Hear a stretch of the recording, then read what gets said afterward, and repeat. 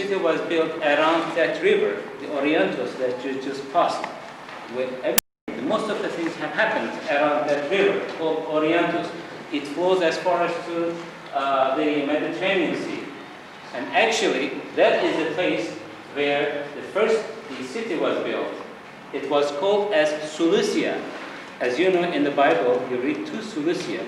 This Seleucia is the original, the Antioch. The other one is called to the Church of Saint Thecla because she was from Iconium. And the population about 1st, 2nd, and 3rd century was so high, so that became about 500,000 people lived here. But numerous time there was earthquake happened in the area, which killed half of the population. Or then the people fought with each other, and they did not stay at one place. They moved to the places where they came from, such as some from Jerusalem, some from Persia, some from different sections, from different countries. And they all lived here. But actually, the Macedonians, Greek, Roman, Byzantine, and Jewish people came and lived in Antioch. As I said, from time to time, they were having fight. And this is the original part of the cave, or the Peter's Church. And until 300 AD, as you know, the people were praying in home churches. Right after that, they came outside, have the services in the other churches, which was built by hand or by the architects. And this is one of the original church, but this is not. This one we put later years, and this is also representing the Peter, but it is not his statue. As you see, it has been plastered, and on the plaster you can see some painting being painted about 9 or 1100 AD. There was a tunnel goes to the upstairs, but you cannot go. It is blocked and it's dangerous, which you can see the outside to watch. We call lookout holes, and to see if there was somebody coming to Antioch, to the grotto, to kill the other people, because the Romans were fighting to protect the other people in the region. This is important. And further down, you guys, I said 45 kilometers where you see the Seleucia, the old Seleucia, where it used to be the antique harbor of the town. And today, it's a modern city, and also the place where you're going to have the lunch at noontime, a little later, is called as Daphne. In the Greek mythology, Daphne was a goddess who was chased by the god Apollo. That is the place where we're going to have the lunch, right on the riverbed or riverside.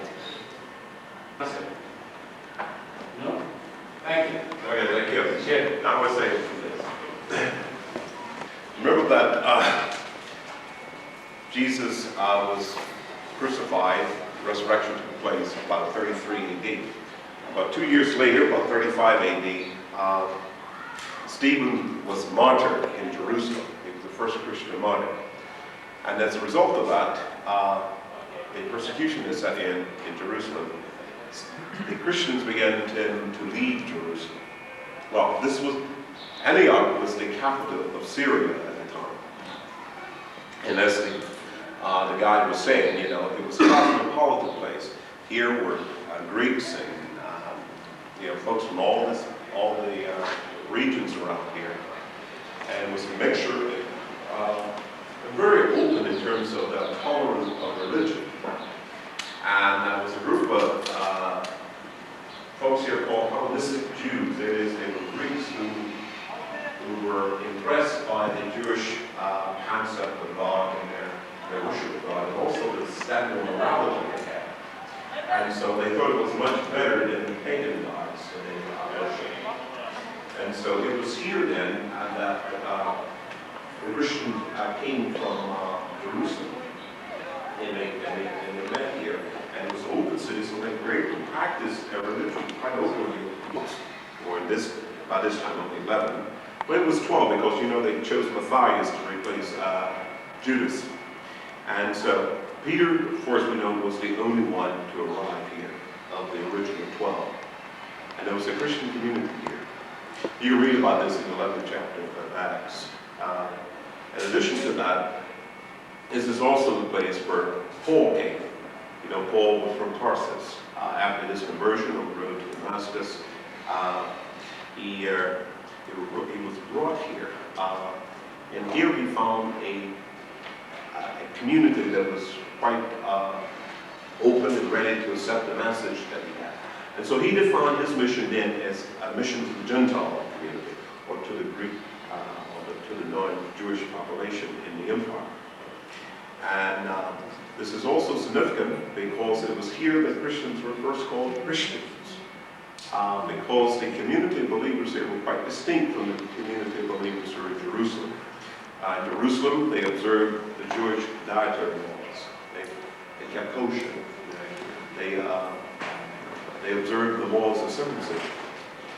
But here they practiced a very tolerant and open form of Christianity, which became the type of Christianity that we know today. That is heavily influenced by Greek philosophy, as well as they decided that it was no longer apt for Gentiles to observe the Jewish dietary laws or the circumcision laws.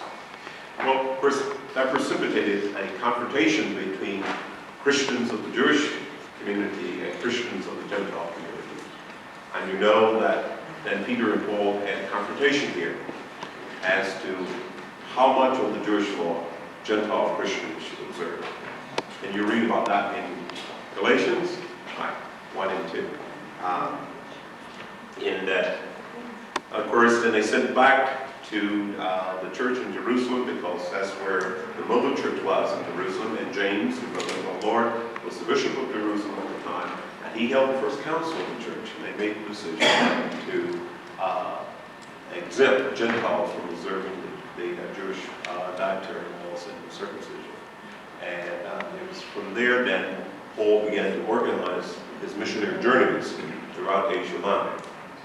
And you know, the history is that he organized 3 of them during his lifetime.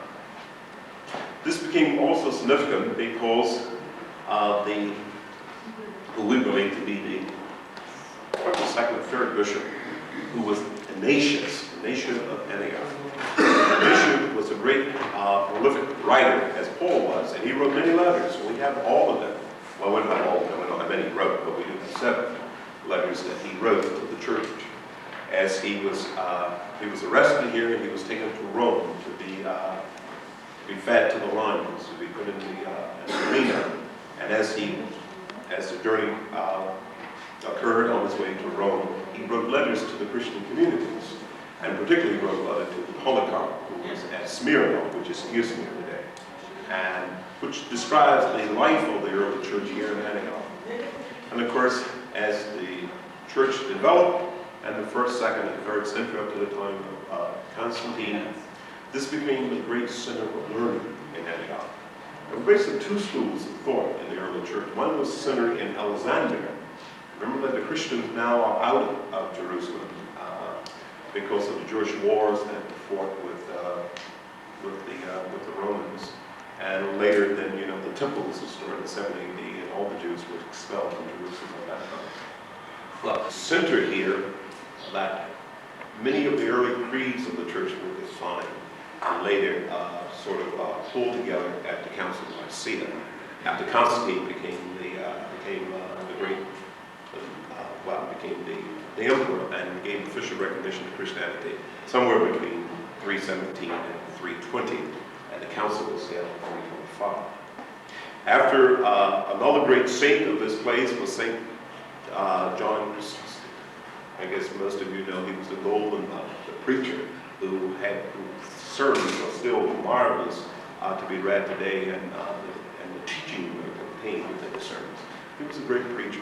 This was his center too. So this place was a great center of Christian learning and produced many of the great saints of the church.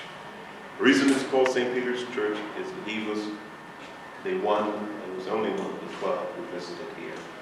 It was here, you know, Paul was not originally one of the 12, you know that. Paul was a later apostle, but he was here that he and Peter had their confrontation, and the decision was made to allow all of us to come in and not observe the Jewish dietary laws and be circumcised. Okay. That's the way it's all I want to say. Okay. Say a prayer. Okay. This is what we do.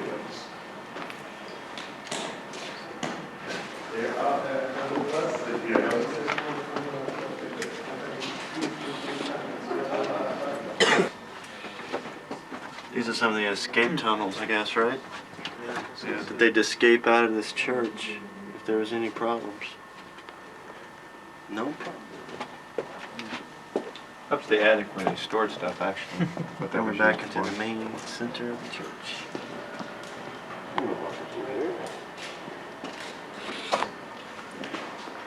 Okay, Bob.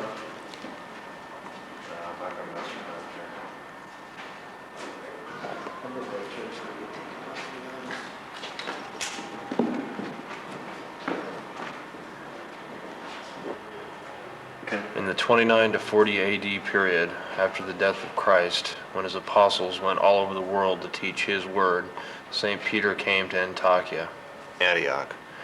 The message of his arrival spread out at once amongst the people who had devoted themselves to his belief. The first meeting took place in this cave where you are now standing. At that meeting, this group of people, who then had no definite name, received the name of Christian, meaning belonging to the faith of Christ. Since the first meeting was in this place, it is said to be the first Christian church. In the 12th or 12th or 13th century AD, with certain additions to the front part of this place, the cave was made into a church. It is of 9.50 meters wide, 13 meters deep, and 7 meters long. The floor mosaics are of the 4th or 5th century AD. On the right of the epipsis, you see a cavity where the water sipping from the rocks is accumulated. This water was considered blessed by the early Christians and was therefore used for baptism. The door to the left of the epipsis opens into a tunnel. Today, one can only walk 1 meter into the tunnel, as the rest of it is obstructed. In the Apostles' days, this tunnel was believed to have been a secret way of escape in case of enemy attack on the church. In front, to the left and to the right of St. Peter's statue, you see some mosaic work of art in relief within the stone wall. This church, which has been repaired in various periods, is now a place of ceremony, controlled by the Archaeological Museum of Hayti. Every year on the 29th of June, feast day of St. Peter, the divine service is celebrated. That's something outside.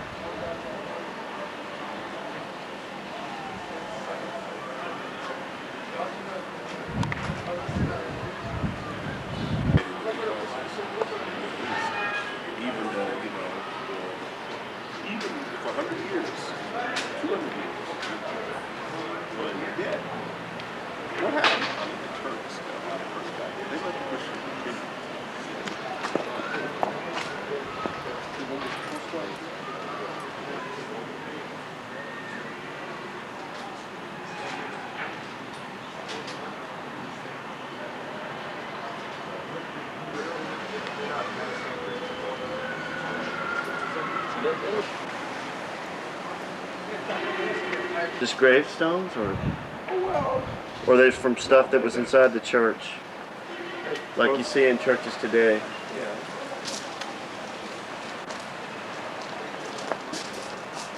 Mosaic and so forth. Like, what is this one right here? It's got a little man on it. Just a symbol of children and. Probably a symbol of baptism.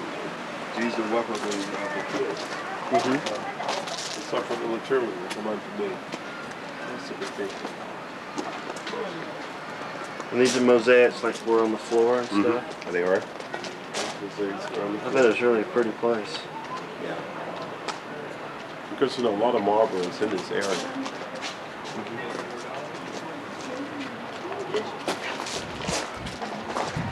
Of course, you've got different architecture that is. One was Alexander in Egypt. The other one was Ephesus in Asia Minor. Here in Antioch, which is also in Asia Minor, which was the capital of Syria, and Rome, of course. And Rome being the great center because it was the center of the empire. It was the place of Peter and Paul's martyrdom. But these were the 5 great centers of Christianity. And of course, as the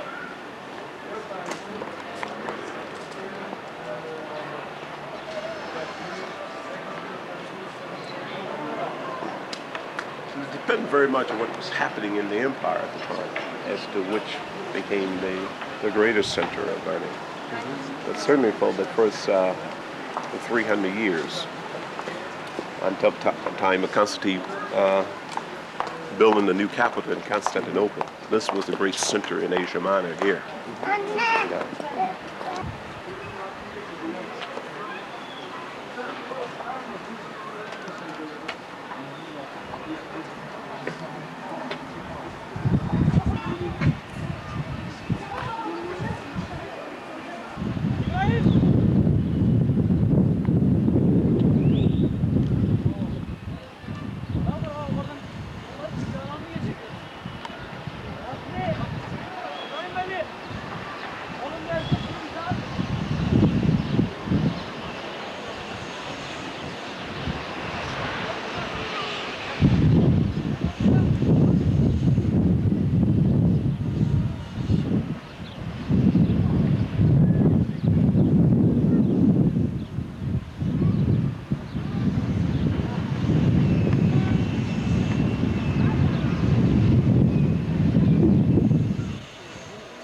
See lots of mosques and stuff. Islamic churches.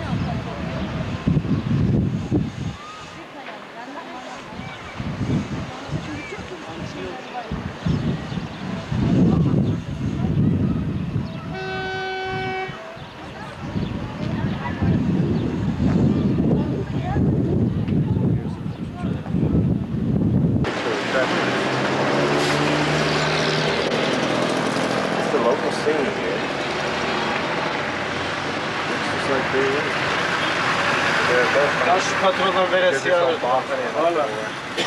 Our wives out there, we take it for granted, look around.